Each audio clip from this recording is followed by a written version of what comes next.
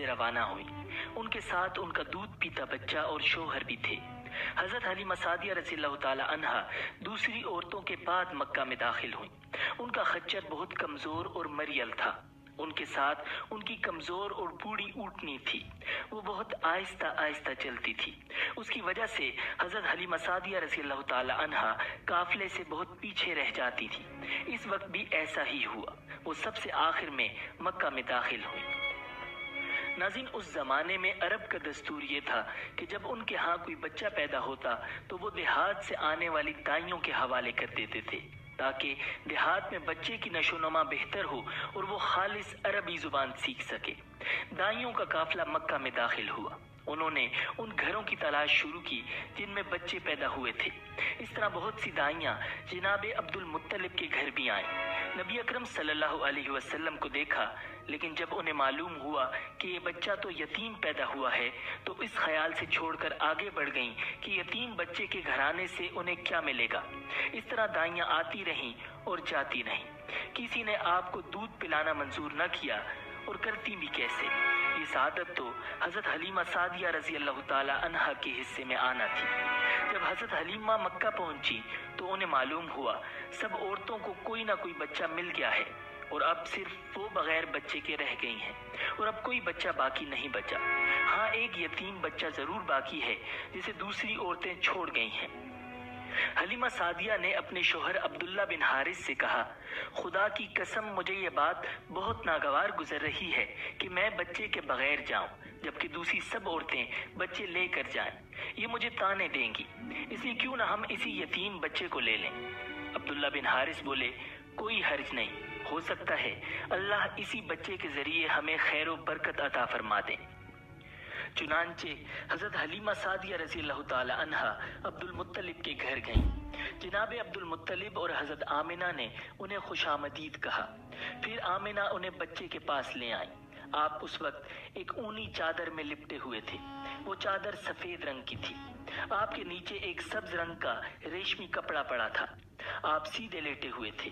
آپ کی سانس کی آواز کے ساتھ مشک کی سی خوشبو نکل کر پھیل رہی تھی۔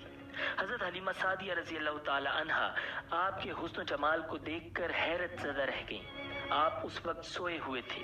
انہوں نے جگانا مناسب نہ سمجھا، لیکن جو ہی انہوں نے پیار سے اپنا ہاتھ آپ کے سینے پر رکھا، آپ مسکرا دیے اور آنکھیں کھول کر ان کی طرف دیکھنے لگے۔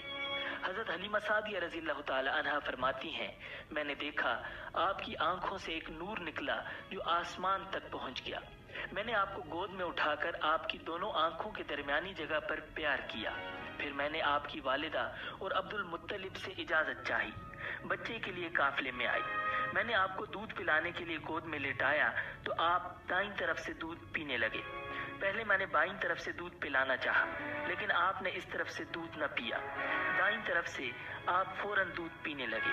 بعد میں بھی آپ کی یہی عادت رہی، آپ صرف دائیں طرف سے دودھ پیتے رہے۔ بائیں طرف سے میرا بچہ دودھ پیتا رہا۔ پھر قافلہ روانہ ہوا۔ حلیمہ سعدیہ رضی اللہ تعالی عنہا فرماتی ہیں، میں اپنے خچر پر سوار ہوئی، آپ کو ساتھ لے لیا۔ اب جو ہمارا خچر چلا تو اس قدر تیز چلا کہ اس نے پورے قافلے کی سواریوں کو پیچھے چھوڑ دیا۔ پہلے وہ مریل ہونے کی بنا پر سب سے پیچھے رہتا تھا۔ میری خواتین ساتھی حیرانگی سے مخاطب ہوئیں، اے حلیمہ، یہ آج کیا ہو رہا ہے؟ تمہارا خچر اس قدر تیز کیسے چل رہا ہے؟ کیا یہ وہی خچر ہے جس پر تم آئی تھی اور جس کے لیے ایک ایک قدم اٹھانا مشکل تھا؟ جواب میں نے ان سے کہا، بے شک یہ وہی خچر ہے، اللہ کی قسم اس کا معاملہ عجیب ہے۔ پھر یہ لوگ بنو سعد کی بستی پہنچ گئے۔ ان دنوں یہ علاقہ خشک اور قحط زدہ تھا۔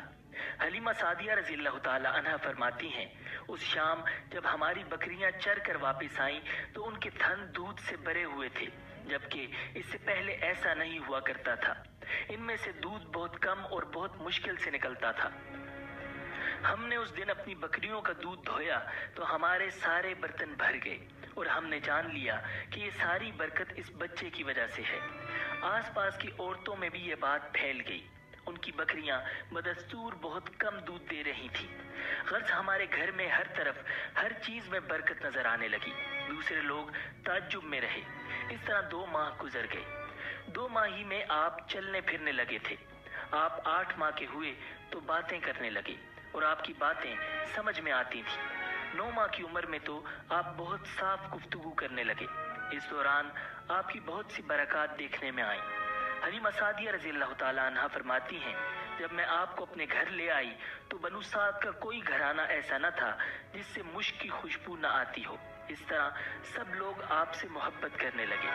जब हमने आपका दूध छुड़वाया तो आपकी ज़ुबान मुबारक से ये अल्फाज निकले, अल्लाहु अकबर कबीरा वल्हम्दुलिल्लाहि कसीरा व सुब्हानल्लाहि बुकरतन व असीला। यानी अल्लाह ताला बहुत बड़ा है, अल्लाह ताला के लिए बेहद तारीफ है और उसके लिए सुबह व शाम पाकी है। फिर जब आप सल्लल्लाहु अलैहि वसल्लम 2 साल के हो गए तो हम आपको लेकर आपकी वालिदा के पास आए। उस उम्र को पहुंचने के बाद बच्चों को माँ बाप के हवाले कर दिया जाता था।